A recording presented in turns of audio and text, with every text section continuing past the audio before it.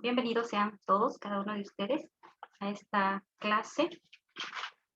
Estoy contenta de poder estar nuevamente después de, siento que varios días que no había presentado. Gracias al Señor por esto, que es parte de nuestro crecimiento. El tema que vamos a analizar hoy habla sobre, voy a tomar de base un artículo que pienso que ustedes revisaron ese artículo que fue enviado, pero no lo vamos a estudiar párrafo por párrafo como anteriormente se ha hecho en otros artículos, sino que voy a ir un poco más atrás a revisar el contexto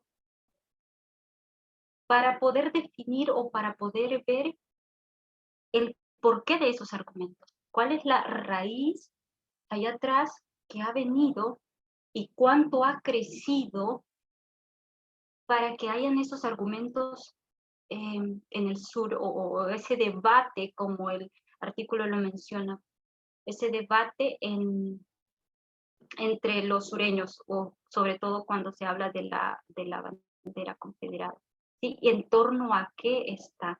Entonces, quiero ir un poquito más allá y traer a memoria una frase que rescaté de la clase pasada, y es que si nosotros queremos entender mejor, o para cuando nosotros vimos el sexismo, tuvimos que alinearlo con la línea, tuvimos que ver el pecado del racismo y traerlo para poder entender mejor el sexismo. Así que cuando nosotros hablamos de sexismo es porque entendemos cómo y en qué entorno se dio el racismo y cuál era la gravedad de este asunto, o es la gravedad, ¿sí?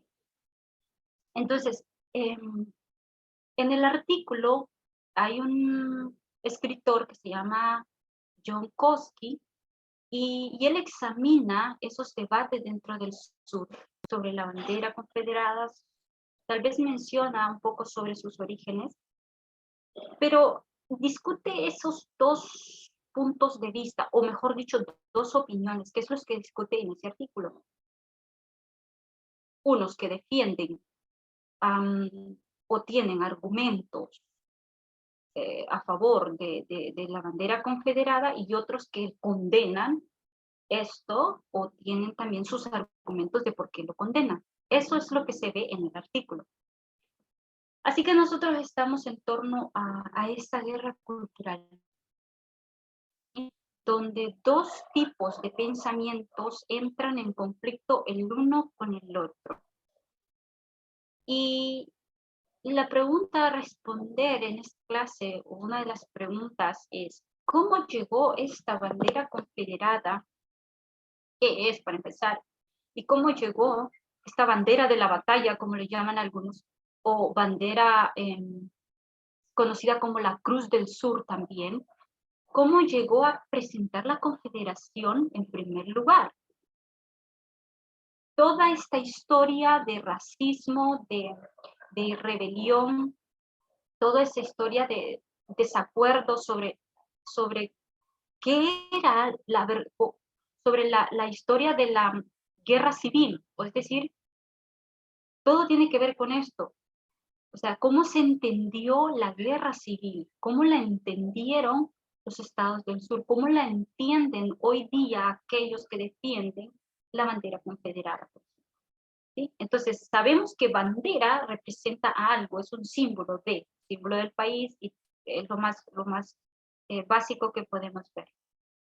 Pero cuando hablamos de confederación, estamos hablando, nos referimos a los Estados Unidos, y estamos viendo, sé que esto lo sabemos, pero para dar un poco de contexto, la confederación o conocidos como los Estados Confederados, estamos hablando de ese país formado por estados en el sur que existió en un determinado tiempo, sobre todo en la guerra civil, que lo voy a marcar más adelante, en ese periodo de 861 a 1865, pero todo esto fue en el marco de esa guerra de sucesión. Y tal vez solo para poder recordar un poquito, yo creo que ustedes me pueden ayudar, quiero ver si la confederación hablaba, cuando hablamos de estados confederados, o hablamos de confederación, nos referimos al racismo, lo que aquí se ve, a ver si, quiero que ustedes tal vez me ayuden a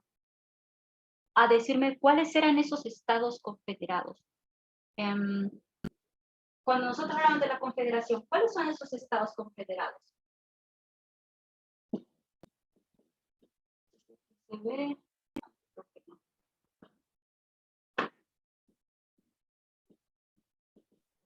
Los estados del sur. ajá, pero vamos a enumerarlos. El primero. Creo que yo lo tengo acá. A ver si lo recordamos.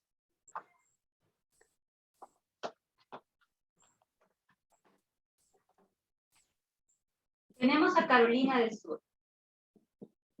¿Cuántos eran? Eran 7. ¿Cuál otro? Edita, ¿será que Mississippi era uno de Ajá. ellos? Gracias, gracias. Correcto. El otro, bueno, viéndolo así desde el punto de vista geográfico, Texas, otro que puede ser Florida, el territorio de los Grandes Lagos, creo que eso era Boston, creo. No sé, no recuerdo si Boston estaba allí, no recuerdo. Recuerdo a Georgia Ok. ¿Cuál era el otro? y... California, entraba allí. 6, 7. A ver, déjame ver. Carolina del Sur, Mississippi, Texas, Florida, Georgia, Alabama es un... California, me dijiste. No, California creo que no. Ok. Luisiana. Luisiana. Eso, sí, Luisiana. Ese era el de los Grandes Lagos, perdón. Exacto. Lo confundí. Sí, sí, sí. Ok, entonces tenemos a estos estados confederados. Pues esta confederación, como lo dije, se formó en ese entorno de la guerra civil en Estados Unidos. Ahora, en la región del sur, son sureños, en la región del sur, lo que había era que dependía bastante de la economía sobre todo la agricultura, pero más allá era la plantación de algodón. Así que ellos dependían de esto, tenían ese sistema de plantación que necesitaba mucho trabajo, mucho crecimiento, y por eso tenían muchos esclavos para negros para poder trabajar allí, ¿no? Entonces ellos defendían esa economía. Esto es nada más un poco de historia. Pero esta bandera confederada que siempre está en el marco de esta situación que la vamos a llevar poco a poco, conocida como esa Cruz Azul del Sur, la pregunta es, ¿cuál era el objetivo entonces de la Guerra Civil Americana en la mente de un ciudadano americano? Cuando ellos llegan a esa guerra de sucesión o ciudadanos de estos estados, ¿qué era lo que ellos pensaban de la guerra civil? ¿Por qué se estaba dando la guerra civil? ¿Cuál era su mentalidad? ¿Qué era lo que ellos buscaban? Bueno, lo dice cuando estudiamos esa historia y vimos a Abraham Lincoln, siempre estaba buscando la unión porque eran estados, Estados Unidos estaba dividido, entonces habían estado separados por tanto tiempo y el sur constantemente amenazaba con irse de la unión, entonces esto llegó a causar esa guerra. Pero la mentalidad de ellos es que voy a borrar acá, solo era para copiarlo nada más porque lo vamos a necesitar más adelante. Entonces, si yo dibujo Edita, la línea, ¿sí? ¿no estaba Arkansas también ahí? Arkansas. Creo No que sé sí. si esto después, tal vez yo busque los primeros 7. Ah, Los ok. primeros 7 Después creo que estados. sí. Sí, puede ser que sí después. Entonces, desde 1619, cuando vemos la llegada de los peregrinos, luego vemos la Declaración de la Independencia. ¿Recuerdan cuándo fue? 1776. Exacto, esto fue la Declaración de la Independencia, gracias. Luego la Constitución, ¿recuerdan? 1789. 87 o 89. No sé si es Ahora 87 dudo. o 89, estoy un poco vacilando en ese. Luego llegamos al 970, perdón, me salté un siglo, creo que 1890, no, estoy mal, digo mal, ahora sí. 1798. Llegamos al tiempo del fin. Creo que aquí se ve todavía. Sí se ve. Llegamos al tiempo del fin, 1790. Aquí tenemos la Constitución. Okay.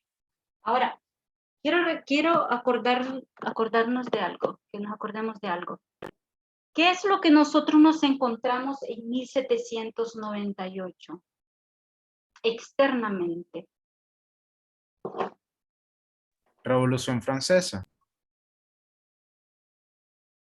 La Estamos Revolución hablando del marco. Americana. La Revolución Americana.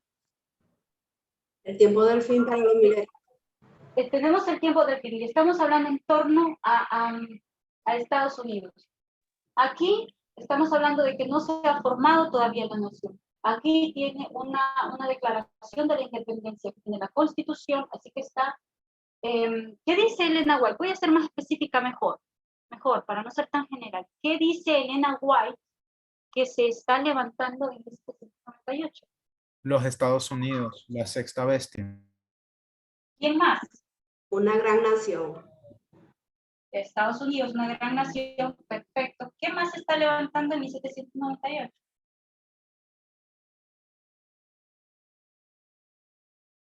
A ver, ¿qué otra institución se está levantando en 1798? El adventismo.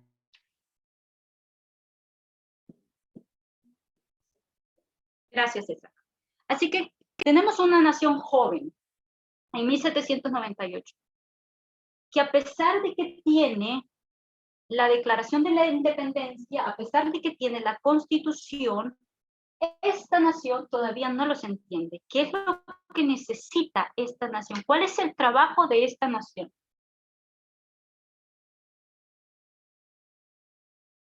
¿Qué es lo que necesita esta nación?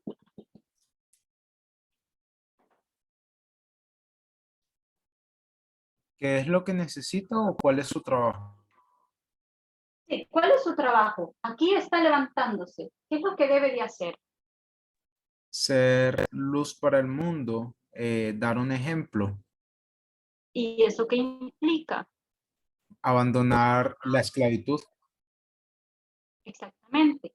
Ellos tenían que aprender y tenían que desaprender para poder decir que iban a ser una luz. Es decir, tenían la base para que pudiesen entender o para que pudiesen comprender su deber o su trabajo. Tenían que desaprender el legado de la práctica de la esclavitud. Ese era su trabajo. Por lo tanto, iban a ir en aumento del conocimiento. Internamente estamos viendo el mismo patrón aquí, con esta institución. Lo mismo está sucediendo internamente. Dios está levantando a la iglesia adventista del séptimo día en 1798, y este pueblo es llamado a ver el monstruoso pecado de la esclavitud. Lo mismo que la nación de Estados Unidos. Ellos tenían que ver ese legado de la esclavitud, y la iglesia adventista del séptimo día también, el pueblo de Dios, el adventismo debía de ver esto. Así que cuando Dios levanta estas dos instituciones, primero, en primer lugar, ¿qué era lo que tenía que ver la iglesia? Aparte de eso, bueno, lo vimos en las presentaciones del Toro Apis, y creo que esto fue bastante claro para nosotros. Tenían que ver la idolatría en ellos, ver a los 1260 años comprender claramente lo terrible que es el abuso del fuerte sobre el débil, por ejemplo, tenían que aprender cómo se adora a Dios por medio del sábado, y ellos iban a ir en ese aumento del conocimiento. Así que cuando nosotros, por ejemplo, llegamos ya a 1850, aquí, tenemos algunos problemitas. Y uno de ellos es este. ¿Qué pasa con la copa? Dice Elena White que está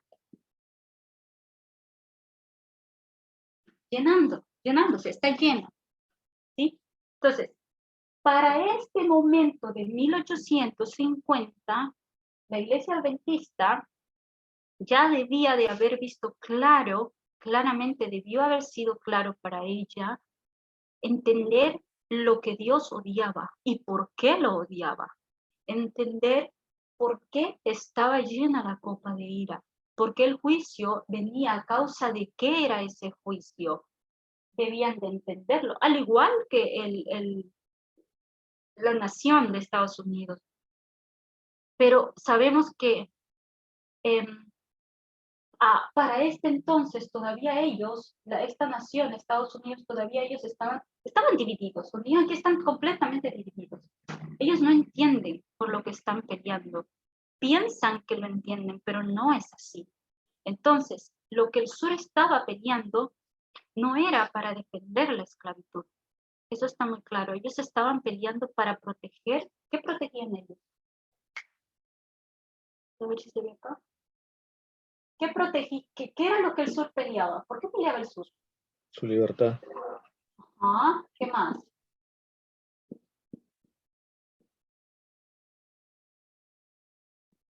Derechos de los estados, creo que va ahí mismo.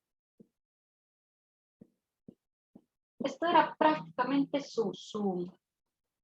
lo que ellos peleaban, los derechos de los estados.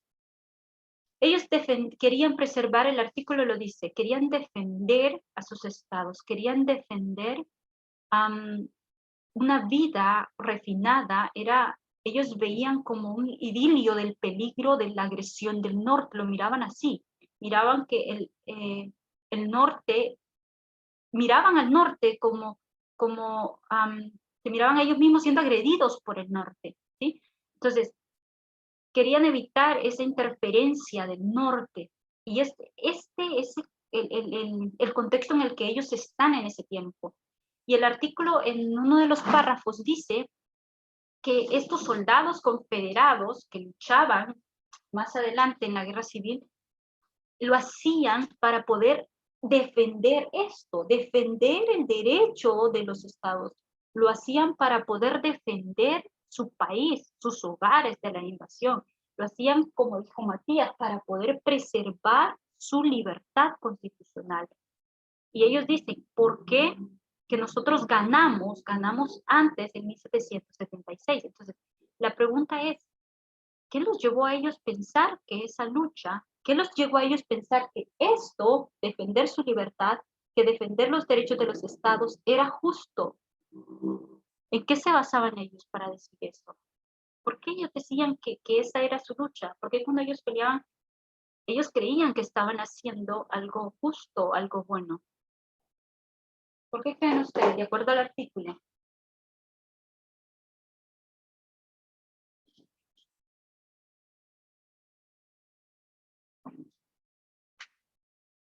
Veamos atrás otra vez. ¿Qué decía la Declaración de la Independencia? Pero antes de eso, quiero leer una cita nada más. La voy a enviar al chat para que alguien me la pueda leer. A ver.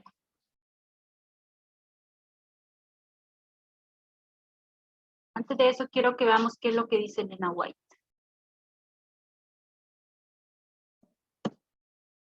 ¿Alguien puede darle lectura?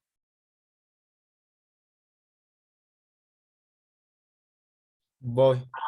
Por favor. Dice, el norte no tenía una idea clara del poder del detestable sistema de esclavitud. Es esto, únicamente esto, lo que constituye el fundamento de la guerra. El sur se ha puesto cada vez más exigente, considera perfectamente justo declararse al tráfico humano, negociar con los esclavos y las almas de los hombres. Se encuentran disgustados y se exasperan completamente cuando no pueden obtener para sí todo el territorio que desean. Destruyen los límites y llevan sus esclavos a cualquier lugar que desean y maldicen el suelo con el trabajo forzado. El lenguaje del sur ha sido imperioso y el norte no ha adoptado las medidas necesarias para silenciarlo. Bien, la pregunta era, ¿qué los llevó a ellos a pensar que esta lucha era justa? Elena White nos dice lo que ellos consideraban que era justo. Ahora la pregunta se torna más interesante. ¿Por qué ellos consideraban que dedicarse al tráfico humano y negociar con los esclavos era justo? ¿Por qué? Por la comprensión que tenían de la Biblia. O sea, lo que le daban los escritos del Antiguo Testamento. Tomaríamos eso, pero ¿algo más? Yo tengo una pregunta en relación a eso, porque yo sí entendí eso que acaba de decir Liliana de los estudios del 2019 y del 2020 de la ancianatez, cuando hablábamos de unión de iglesia y el Estado. Pero ahora, hoy en día, cuando nosotros vemos de que realmente el ser humano que es malo, no busca lo suyo por una especie de justificación bíblica. O sea, eso es mentira. Siempre la justificación de la maldad de uno, del hombre, siempre ha sido un asunto cultural. Entonces, hay que verlo a partir de ahora, si yo lo veo, hay que verlo cuál era la iniciativa de fondo que ellos tenían. Y ahorita, o sea, la idea que tengo en la mente es como tipo, será relacionado con algo que tenga que ver con su identidad nacional. Puede ser porque, a ver, los Estados Unidos se consideraban hasta para ese entonces personas blancas, cristianas y digamos que defendían el heteropatriarcado desde ese momento. Entonces, o sea, yo lo veo más bien como desde el punto de vista de la identidad nacional, que ellos estaban intentando preservar esa identidad y que los negros no hacían parte de lo que es el sentido del norteamericano. Estoy de acuerdo, completamente de acuerdo. Creo que más adelante abordaré parte de lo que dijiste, pero aún sigue la pregunta en mente. ¿Por qué entonces, por qué ellos consideraban eso que tú acabas de decir? ¿Por qué se consideraban como ese prototipo? ¿Por qué ellos se consideraban como, tenían como justa esa identidad nacional por encima de? ¿Por qué? ¿En qué se basaban ellos para decir que eso era justo? Edita, sería que ellos consideraban a Estados Unidos como una tierra gloriosa y ellos el nuevo Israel. Claro que sí, de hecho que sí, tenemos toda una historia de eso, ¿ya? Pero en el contexto, y gracias por la respuesta, en el contexto de que estamos viendo aquí, creo que la respuesta se encuentra aquí mismo.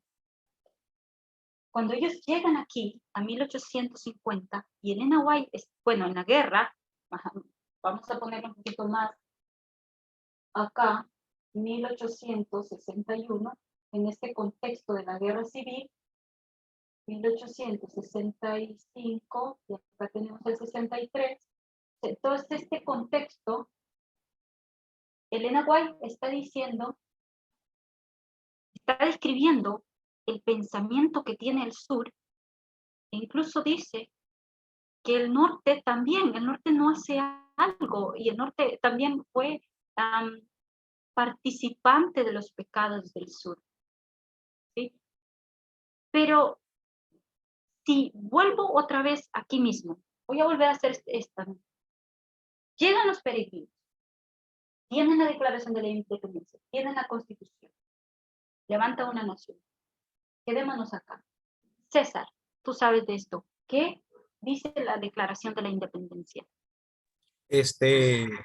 No recuerdo bien si era allí o si era más adelante, pero eran los derechos, hablaba sobre estos derechos inherentes del hombre, inalienables, que era libertad, vida y búsqueda de la felicidad. Correcto. La Declaración de la Independencia fue eso. Nosotros consideramos o creemos que todos los hombres tienen derechos inalienables. O sea, sostenemos que esta verdad es evidente, ¿ya? Todos son iguales, tenemos estos derechos inalienables. César lo acaba de decir, la vida, la libertad y la búsqueda de la felicidad. Así que ellos, antes de crear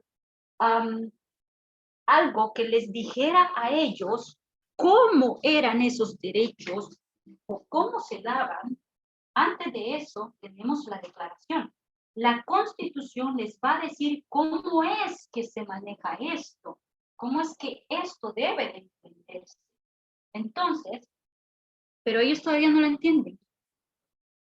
Esta Declaración de la Independencia sirvió para decirles a ellos que ellos eran libres, que ellos habían roto sus lazos con Gran Bretaña, que ellos habían salido y habían sido independientes, ¿ya? Entonces, la Constitución les va a servir a ellos para decirles cómo pueden ser libres, cómo es esa libertad. Para eso fue creada la Constitución. Así que cuando Jefferson está escribiendo la Declaración de la Independencia, creo que sabemos de esto, que él no lo hizo originalmente, sino que tomó ideas de John Locke, quien habló anteriormente sobre estos derechos inalienables del hombre, y que más tarde él había dicho de que estos, la vida, la felicidad, la vida, la libertad, esto era bueno, pero cuando llegó al último, la felicidad, él lo interpretó, lo definió como, perdón, la propiedad lo definió como, la felicidad lo definió como propiedad. Entonces, él dijo que toda la, argumentó que la sociedad política existía en cuestión de proteger la propiedad. Y esa propiedad la definió como la vida de una persona. ¿Sí? Entonces, el concepto que nosotros tenemos hoy sobre la libertad es que las personas tienen el derecho o la condición de permitir hacer, pensar, decir lo que ellos quieren sin ser controlados, sin ser restringidos o limitados. Entonces, ellos dicen, nosotros tenemos la libertad, ¿ya? Somos libres, hemos roto los lazos con Gran Bretaña, nos estamos levantando como colonias independientes, así que nosotros tenemos el derecho de hacer, decir, pensar, creer lo que queramos, decir, tener la propiedad que nosotros queramos. Y propiedad para ellos eran personas, ¿sí? Entonces, no querían una monarquía, luchaban completamente por poder tener su propio gobierno, su propia república, querían tener libertades sin ser restringidos, y todo esto fue lo que Liliana dijo, ocurre en la formación de esa tierra gloriosa en Estados Unidos. Y porque cuando nosotros llegamos aquí a la Constitución, que esto incluye la igualdad para los negros y las mujeres, debería de incluirlo, ellos no lo entienden, ¿ya? Esto no lo incluye. Ellos entienden que esto solamente los incluye a ellos, al americano, al hombre blanco.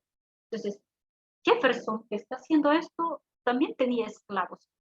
Así que la pregunta que yo había hecho anteriormente era eso, ¿en qué se basaban ellos? ¿Por qué entonces es tan difícil para ellos decir, considerar, porque no es difícil creer lo opuesto, ellos consideraban que era justo, perfectamente justo el tráfico humano, que era justo vender las almas de los hombres, que era parte de su identidad, pero ellos lo creen porque no habían entendido su basamento, no habían entendido cómo es que ellos se están formando. Por eso cuando llegan aquí, ellos tenían que desaprender, tenían que aprender a leer, tenían que desaprender todo aquello que no era correcto.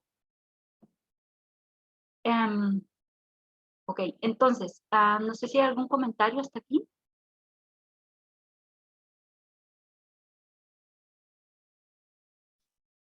Cuando llegamos aquí, a 1850, ¿qué es lo que marcamos nosotros cuando estudiamos la historia del racismo?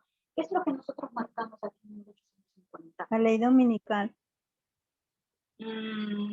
Recordemos que hay muchas, no es una ley específicamente, no es un punto, son diferentes eventos, ¿ya? Son muchos eventos que forman, son varias leyes, ¿sí? Y no podemos decir solamente una ley dominical. Hay muchos eventos aquí que van conduciendo a la ley dominical, pero hay algún punto aquí que quiero marcar en torno al La racismo. ley del esclavo fugitivo. Sí, eso, gracias. La ley de los esclavos fugitivos en 1850. ¿Y para qué fue diseñada esta ley? ¿Por qué se hizo esta ley? ¿Cuál fue el Porque propósito? habían personas como la Moisés de ese momento, olvidé el nombre de ella. Harry Truman. ¿Cómo, perdón? Harry Truman. Harriet, ajá, Harriet, sí, Harriet Truman. Ella estaba intentando llevar a la mayoría de las personas esclavas del sur hacia el norte porque allá eran libres. Entonces, ¿qué fue lo que hizo el Congreso? Pues pasó esa ley para intentar conciliar los intereses del sur y del norte, ya una concesión. Exactamente. Gracias por ese aporte. Esto fue lo que sucede aquí. No lo están viendo como deberían de haberlo visto. Ellos están apelando a las concesiones, están defendiendo sus intereses, los intereses del sur. Recordemos, aquí solo he anotado dos, cuáles son los intereses del sur. Y querían apaciguar como lo dijo César. Entonces, esas tensiones lo que hace es polarizar más las tensiones entre los estados del norte y los estados del sur. Así que en este punto, en 1863, a mitad pleno de la guerra civil, Abraham Lincoln todavía sigue luchando con esta idea. Todavía sigue pensando que no es por la esclavitud que está ahí. Todavía sigue tratando de hacer concesiones. Todavía sigue llamando a la unión. Entonces, todo este proceso, ellos no están entendiendo, están defendiendo ese prototipo y están defendiendo esos derechos, están apelando por esa libertad. Sin esto, no entendieron el documento. Entonces, luego de que termina este proceso de la guerra civil y nosotros podemos enmarcar, ok, se acabó la esclavitud y decimos 1877, creo que es el proceso de la reconstrucción, entra todo ese periodo, este periodo acá de la reconstrucción hasta ese tiempo. Entonces, termina la esclavitud, se aprueban leyes como, por ejemplo, otorgar más derechos a los afroamericanos en cuanto al voto, en cuanto a la ciudadanía. Pero una vez que termina ese proceso de reconstrucción en 1877, los blancos sureños no van a quedarse tranquilos. No crean ustedes de que ellos aprendieron y que todo se acabó y vivieron felices por siempre. No, de ninguna manera. Entonces, ellos van a comenzar, se van a apresurar a querer restaurar de una forma lo que ellos consideraban que les pertenecía o lo que era, o que lo que les correspondía en esa cima del orden social racialmente segregado, ¿no? Porque de eso estamos hablando. Entonces, luego ellos van a apresurarse y vienen lo que nosotros conocemos, esas leyes opresivas como las leyes de Jim Crow, que obviamente pronto privan a esos sureños que ahora tenían libertades como la ciudadanía y el voto, los van a privar a estos negros del sur.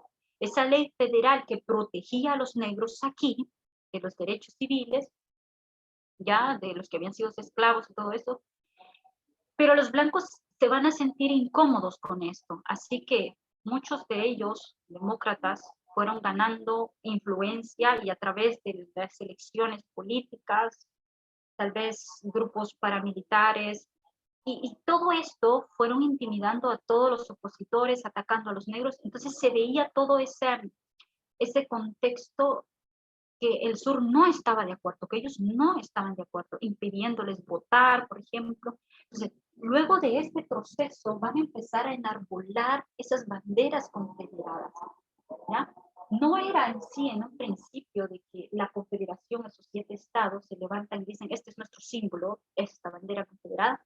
No era así exactamente, sino que esto lo van a hacer como un símbolo de esto. El sur va a tener su símbolo de lo que a él le pertenece y de lo que él piensa que es suyo, ¿sí? Entonces, van a levantar estas banderas confederadas, y no solo eso, sino que cuando empiezan a morir todos estos veteranos que lucharon acá, los de más adelante, van a hacer esfuerzos para poder conmemorar a esos muertos,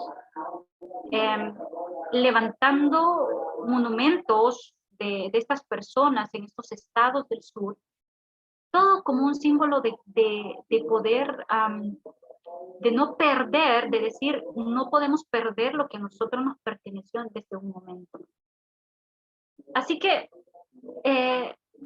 luego de esto, llegamos, por ejemplo, este es un poquito de historia para llegar a analizar un poco los argumentos que están en este texto. Llegamos a la primera mitad del siglo XX, 1948, y aquí va a aparecer un partido político que se llama Dixiecrat, algo así. No sé si lleva ese, no recuerdo. Entonces, los Dixiecrat era un partido político que surge como una respuesta de una división que hay en el sur entre los demócratas. Este partido es racista, es un partido político pro segregación, está formado por los demócratas del sur.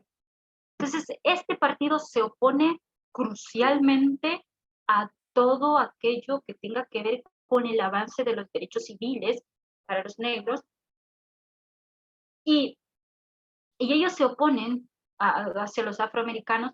Entonces, ellos dicen, el argumento que tenían los Dixiecrat era lo mismo que tenía el sur.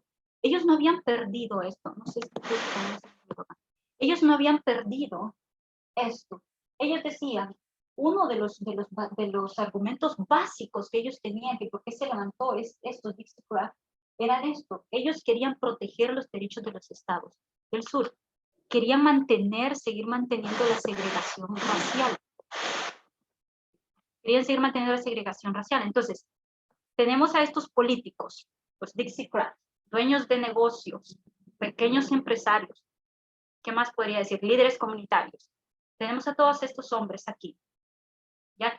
Que sienten que las leyes de Jim Crow, que habían estado vigentes por tanto tiempo desde entonces, era un asunto de los estados, era una prerrogativa de los estados. Ellos decían, a ver, el gobierno federal no tiene derecho a limitar el derecho de las personas en los estados. O sea, ellos no tienen derecho a discriminar sobre la base que ellos eligen. O sea, tú no tienes por qué decir que nosotros podemos decidir. Nosotros podemos decidir lo que nosotros queramos. Así que, ¿qué es lo que están diciendo ellos? No queremos la interferencia del gran gobierno. Queremos nosotros hacer lo que nosotros querramos sin ser limitados. Era lógico pensar de que esto se diera. Y desde entonces vemos todo este camino acá que no han entendido. Desde acá les pareció muy hermoso esto, tan hermoso, que no quisieron perderlo. Llegamos a este tiempo, todavía siguen diciendo lo mismo, en la primera mitad del siglo pasado. Así que ellos sentían que el norte, cuando hablamos de la guerra civil, en ese contexto, los sureños dicen, a ver, el norte nos está sofocando, nuestros derechos, se está metiendo con nosotros. No queremos ser libres, por eso nos queremos separar. En estas elecciones acá, el presidente de 1948, creo que era Truman, él está tratando de implementar leyes que favorecen los derechos de los afroamericanos, y a respuesta a esto, este partido que se disolvió pronto porque fue un partido que no fue muy fuerte, tenía esa mentalidad, ¿no? De que no me siento atacado por el gran gobierno, está sofocando mi identidad sureña. Entonces, ellos, los Dixiecrats surgen, disculpen la bullicia, los Dixiecrats surgen entonces en respuesta a todos estos cambios que hubieron. Y quiero hacer esa observación acá. Decían los Dixiecrats, y lo voy a poner acá solo para que nosotros comparemos esto. Que estamos viendo el sur, aquí lo estamos viendo en el siglo de 1800. Llegamos al siglo de los 1900.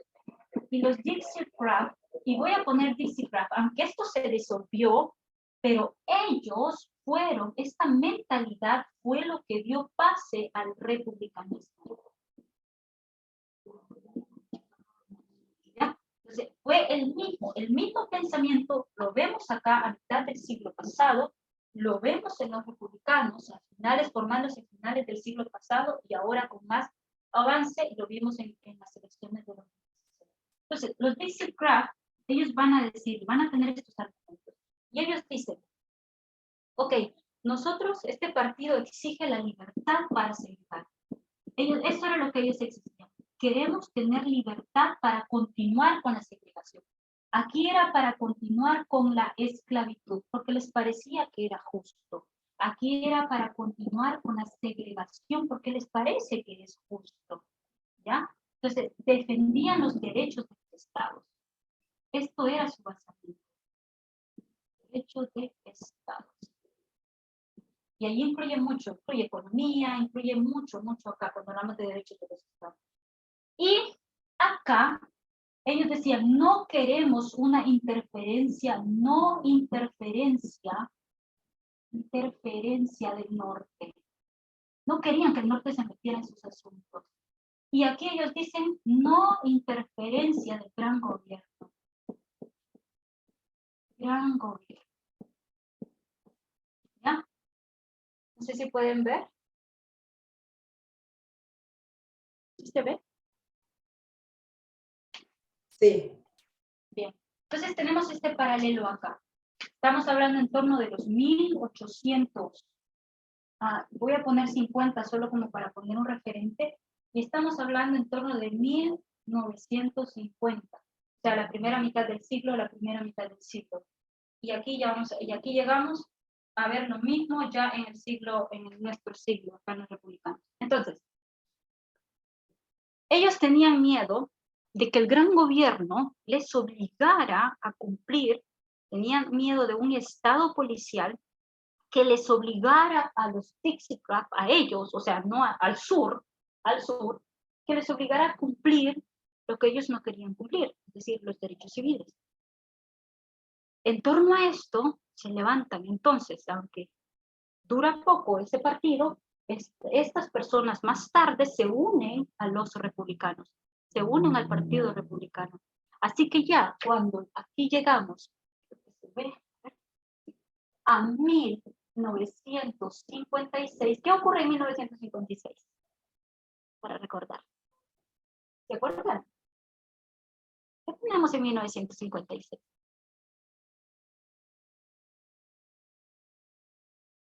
Siempre en torno a esto, al racismo.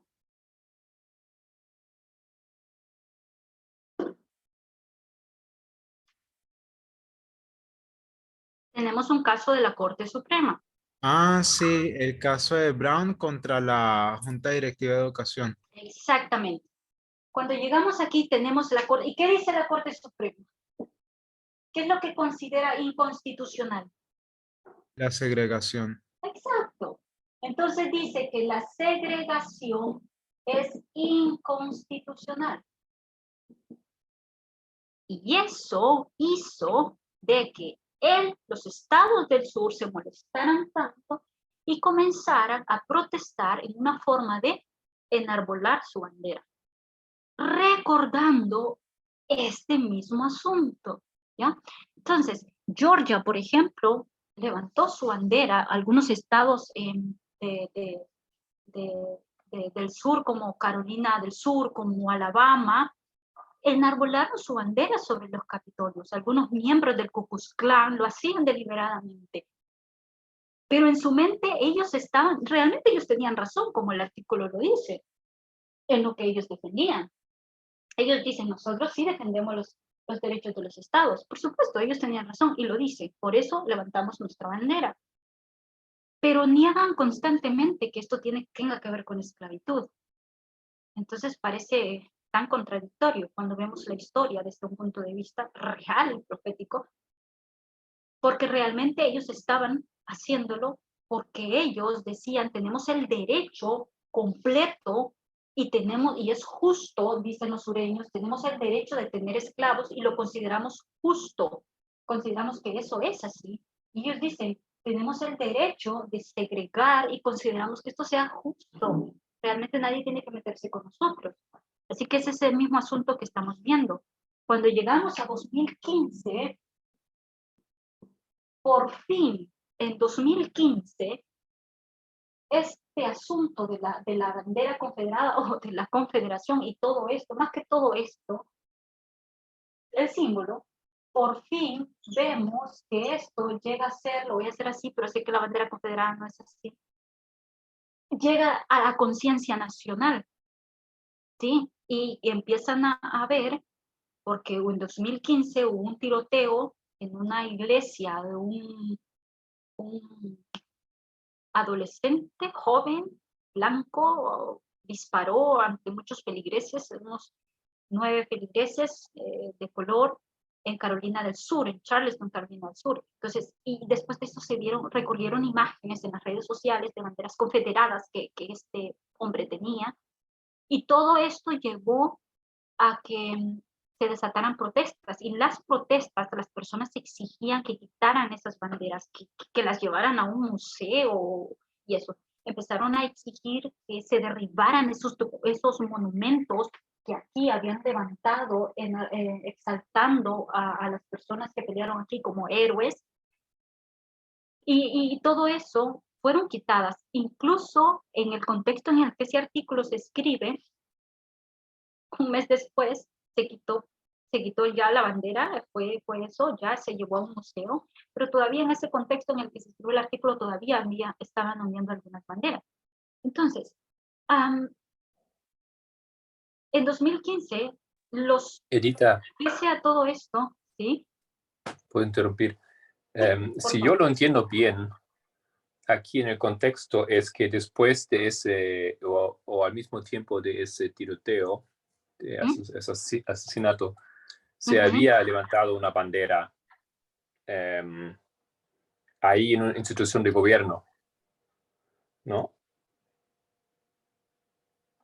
En el Debajo, así, en ese monumento de la Confederación. Ese era un lugar público oficial, ¿no? ¿sí? Entonces, eso fue, digamos, el problema aquí. ¿Por qué el Estado permite o el mismo Estado ordena que no se detenga esa bandera? Ahora, de que esa bandera esté presente, eso es súper normal, ¿no? Si tú viajas por el sur, mucha gente lo tiene en su puerta, en su coche, etcétera, ¿no?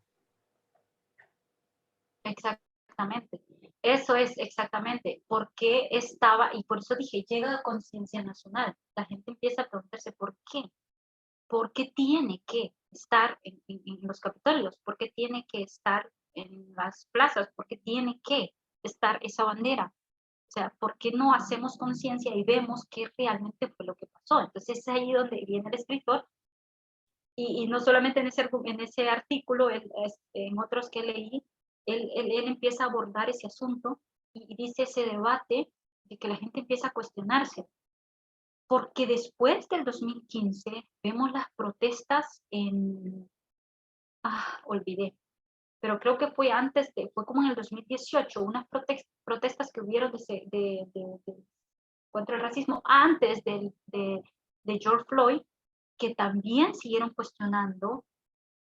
Llegamos a las protestas de George Floyd, siguen cuestionando, llegamos al Capitolio en 2021 y se sigue cuestionando esto. Entonces, pero quiero entrar quizá un poquito a hacer mi último punto de esta clase, y y explicar un poquito por qué el sur decía, voy a borrar aquí. Esto que ven aquí es lo mismo que vemos acá. No lo voy a explicar porque yo creo que esto sería toda una clase. Pero tengo pendiente hacerlo. Entonces, pero quiero borrar aquí solamente para que ustedes me ayuden, de acuerdo al artículo que vimos, a poder enumerar. Voy a poner acá símbolo de la bandera confederada. Ok, entonces lo voy a poner así entre dos. Y tal vez ustedes me ayudan a ver, voy a buscar otro color. En este lado yo quiero poner, en esta parte de acá, yo quiero poner el debate. El debate de una opinión es, yo considero que no debería tener la bandera confederada porque representa esto. O sea, vamos a poner acá lo que dice el gran gobierno, lo que dice el gobierno pequeño. Porque el sur defiende esto.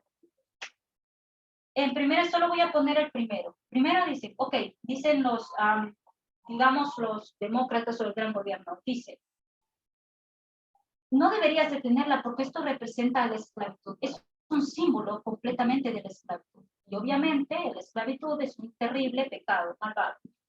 Y luego, pero ellos dirán, no, no es así. Por supuesto que no es. Esto es un símbolo de honor. Honor de mis antepasados. De los antepasados. ¿Qué más quisieran poner ustedes acá? En esta línea.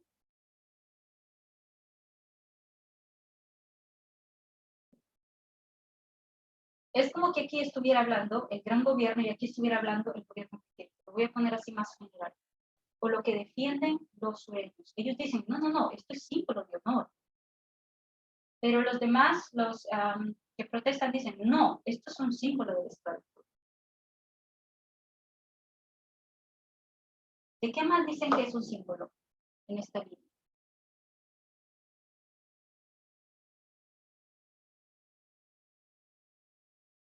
A ver.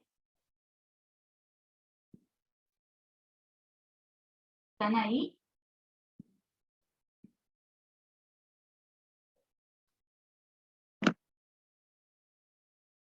Sí. Podría ser darwinismo social también. De acuerdo al artículo, lo que leyeron en el artículo, creo que esto lo describe bien. Primero dice, ok, es un símbolo de supremacía blanca, es un símbolo de esclavitud. Y ellos dicen, no es un símbolo de supremacía blanca.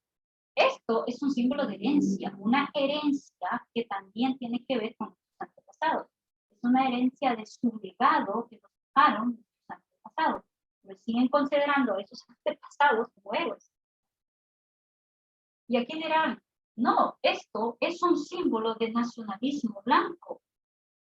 Porque estas son las críticas, de esto se trata el debate, nacionalismo confederado lo veo. Y ellos dirán que no es así, más bien es un símbolo de qué, ustedes lo dijeron ya rato, de la defensa de nuestra libertad, de lo que pelearon nuestros estados. Es un símbolo de defensa de la libertad constitucional contra el gran gobierno, porque esto es una mentalidad. La constitucional contra el gran gobierno, ¿verdad? Porque nos sentimos atacados contra el gran gobierno.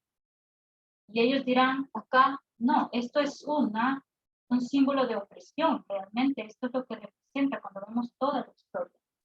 Y ellos dirán, no, esto es un símbolo de propiedad, pero ¿cómo entienden propiedad? ¿Qué entienden por propiedad realmente? Independencia, nos independizamos, entonces todo esto tiene que ver con nuestra libertad, tiene que ver con nuestra independencia, tiene que ver con nuestra herencia. Ya no tiene nada que ver con la esclavitud, no tiene nada que ver con supremacía, no tiene nada que ver con nacionalismo. Y aquí ellos entienden, sí, propiedad, pero no entiendo lo que propiedad significa. ¿Ya? Entonces, tenemos este debate acá. Lo que ellos creen que es un símbolo, lo que ellos defienden. Y también tenemos esto como las dos fuentes de información. Porque eso es lo que nosotros estamos viendo en torno a esta guerra cultural. Ahora, quiero hacerles una pregunta.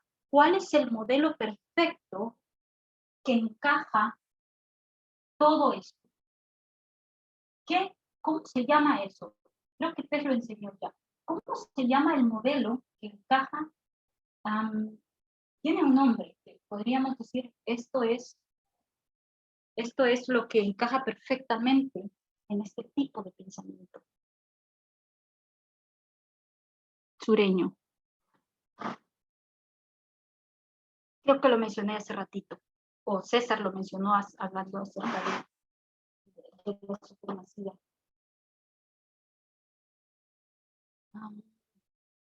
Voy a ver si lo voy. Entonces, ellos dicen, Tess habló acerca del prototipo, y ella dijo que el prototipo significaba aquello que era original, o significaba aquello que era como epitomio, algo perfecto. ¿Sí recuerdan? Yo recuerdo que ella también había mencionado que el prototipo era como la base o digamos, era como eh, la intención original. Exactamente, eso, la intención original, es como el original, y todo lo que venga después de ese original o de esa intención original debe de ser basado en ese modelo prototípico, ¿ya? Todo tiene que ser basado en el prototipo. Lo voy a borrar porque quiero poner algo. Entonces, todo lo que venga después, tenemos el prototipo acá, y el prototipo de Estados Unidos, estamos hablando del prototipo blanco americano, ¿ya? Entonces, todo eso que venga después tiene que ser, no se permite variación, tiene que ser basado en ese prototipo blanco. Entonces, en torno a la raza, ellos van a decir, los sureños dicen, en torno a la raza, nosotros somos el prototipo blanco perfecto, no existe variación. No podemos aceptar, por ejemplo, a los afroamericanos. En torno al género, siguen diciendo lo mismo. Quiero terminar con esto hablando del género, porque cuando nosotros hablamos sobre la raza, sabemos que esta no es nuestra prueba, no constituye nuestra prueba, pero esto es lo que nos lleva a nosotros a entender sobre el género. Ellos dicen, nosotros somos el epitomio de un americano, o el prototipo perfecto de lo que debería ser. El sur tiene miedo a perder su propiedad, tiene miedo a perder los derechos de los estados, el sur tiene miedo a perder su poder o su libertad individual, tiene miedo de la interferencia del gran gobierno. El prototipo americano blanco tiene miedo a que se pierda su supremacía. Por ejemplo, miran a una mujer latina de nombre latino en el Congreso con un cargo y ellos se ven a sí mismos, tal vez a través de un espejo, o quizás simplemente se ven y dicen, tú no eres nuestro prototipo, tú no encajas en este prototipo, no te pareces al original. Así que ven a estas mujeres, ven a un homosexual y se ven a sí mismos y dicen, no, tú no es así, tú no eres como nosotros, ¿ya? Entonces, en torno al género se ve esa supremacía masculina de ser el prototipo perfecto, y lo que vemos allí. Cuando Dios levanta a Estados Unidos, cuando se levanta a Estados Unidos, Dios levanta a estas dos naciones en 1798, el propósito de Dios era que crecieran, que entendieran, que aprendieran a leer y a interpretar esos documentos, ¿ya? Entonces, cuando Dios levanta a un pueblo en 1989, vuelve a reunir a este pueblo, lo levanta con esa misma idea. Quiere que quitemos de nosotros ese cerebro prototípico, cerebro de género, ¿ya? Y que veamos claramente el pecado de la nación. Y como Tess lo dijo en varias ocasiones, que amemos lo que Dios ama, que odiemos lo que Dios odia. Entonces, el sur tenía miedo a perder su libertad, su derecho de propiedad, su prototipo, tenía miedo. Los hombres tienen miedo a perder sus propios derechos. Las mujeres dentro del movimiento tienen miedo a perder esa idea de ver a un prototipo como algo bueno. Es decir, todo esto redunda en esos dos contextos de que el Vesper nos está hablando sobre la libertad y la igualdad. Una libertad sin restricciones. lo que el prototipo blanco americano dice, lo que el prototipo masculino dice. Una libertad sin restricciones. Es mi cuerpo, es mi país, es mi hogar, es mi mujer o mi propiedad, es mi negocio, hago lo que yo quiera. Entonces, todo esto está basado en ese modelo prototípico, ¿ya? Con argumentos libertarios que se encuentran y que se siguen repitiendo una y otra vez. Y cuando vamos al género, estamos viendo ese mismo patrón. Es ese mismo patrón. Internamente la gente en el movimiento lucha constantemente con esto, con que el poder permanece en las manos de los hombres. Las mujeres luchan con esto, con abrazar ese prototipo. Es esa guerra cultural, es esa guerra en torno a los votos bautismales. Así que Dios nos ha pedido que nosotros hagamos los cambios necesarios o los cambios que al menos Él diseñó de siempre en la humanidad. Y como 144,000 no tenemos libertades. Si queremos tener igualdad, no tenemos la libertad. Entonces, cuando analizamos todos esos argumentos que Koski nos dice en el artículo, por ejemplo, lo que ellos pensaban y por qué decían que era una libertad, porque ellos decían que no era esclavitud, es ese mismo asunto de los libertarios. Estaban luchando por una libertad sin restricciones, no por una igualdad. Nunca lo entendió. Y desde acá, y cuando se requirió que lo hiciera, no lo hizo. Vemos el mismo asunto acá. Continuamos viendo el mismo asunto externamente y internamente vemos lo mismo. Así como Caín. ¿Qué eligió Caín? Él dijo, puedo hacer lo que yo quiera, servir ser mi dueño propio, puedo elegir mi propio destino. Pero ¿qué eligió Abel? Entonces es ese mismo conflicto que vemos en torno a la raza y en torno, que lo vimos, y en torno al género. Bien, mi presentación ha acabado hasta aquí hoy.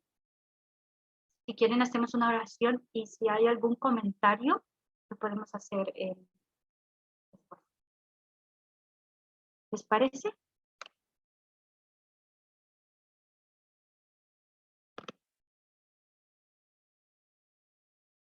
Bien. Oremos entonces.